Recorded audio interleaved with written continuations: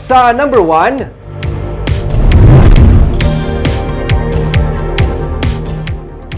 linibo nga mga estudyante balik eskwelahan sa pagbukas sa mga pampubliko nga bulutuan para sa in-person classes sa probinsya.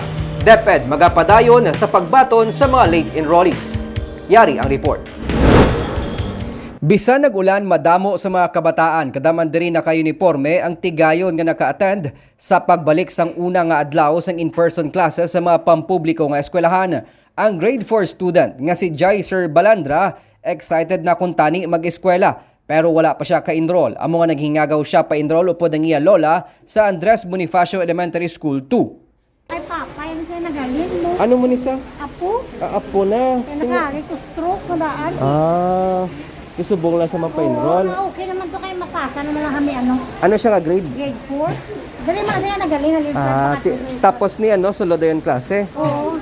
Suno kay Jeneline Masitas, principal sang ABIS 2, bukas ang bulutuhan sa pag-accommodate sang late enrollees, pati na mga transferees.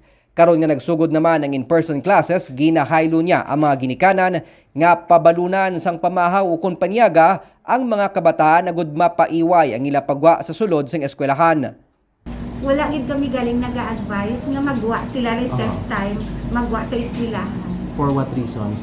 Ting kaso anong matabo sa labto na sila namon.